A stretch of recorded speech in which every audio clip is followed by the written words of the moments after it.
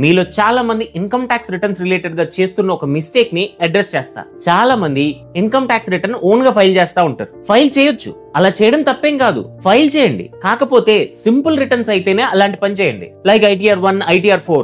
But అవి కాకుండా ఇంకేం రిటర్న్స్ అయినట్లయితే డెఫినెట్లీ ప్రొఫెషనల్ హెల్ప్ తీసుకోండి. డబ్బులు ఖర్చు అవుతాయి, మీరిచ్చే ఫీజ్ కి వాళ్ళ దగ్గర నుంచి ఎక్స్ట్రా సర్వీసెస్ తీసుకోండి. అంతేకాని డబ్బులు సేవ్ చేసుకోవాలన్న ఆలోచనతో మీకు అలవాటు లేని ఇన్కమ్ ట్యాక్స్ జోలికి వెళ్లి ఫ్యూచర్ లో నోటీసెస్ గనుక వచ్చినట్లయితే ఇప్పుడు మీరు సేవ్ చేసిన దానికి 100 టైమ్స్ పెనాల్టీస్ కట్టాల్సి వస్తాయి. అండ్ తక్కువ ఫీజుకి ఫైల్ చేస్తున్నారని చెప్పి ఎవరు పడితే వాళ్ళకి ఇచ్చేయకుండా మీకు ఎంత వరకు క్లారిఫై చేస్తున్నారు, ప్లానింగ్ అసిస్టెన్స్ ఇస్తున్నారు, ఇలాంటివన్నీ చెక్ చేసుకుని వాళ్ళకు మాత్రమే ఇవ్వండి. ఇన్నాళ్ళ కాదు, ట్యాక్స్ డిపార్ట్మెంట్స్ ఇప్పుడు చాలా స్ట్రింజెంట్ గా మారుతున్నాయి, ప్రతి దాన్ని డీటెయిల్ గా ట్రాక్ చేస్తున్నారు. So be cautious. నాకేం ఇన్కమ్ ట్యాక్స్ ఉంది, నన్నెవడు పట్టించుకుంటానని లైట్ తీసుకునే వాళ్ళు లక్షల పెనాల్టీ కట్టడం నాకు తెలుసు. సో రిటర్న్ ఫైల్ చేసే ముందు జాగ్రత్తగా ఆలోచించి నిర్ణయించుకోండి. మీరిచ్చే ఫీజు పర్ డే చూసుకుంటే 5 రూపీసే పడుతుంది. అదేదో మీరు సేవ్ చేయడానికి లేనిపోని తలనొప్పులు తెచ్చుకోవద్దు.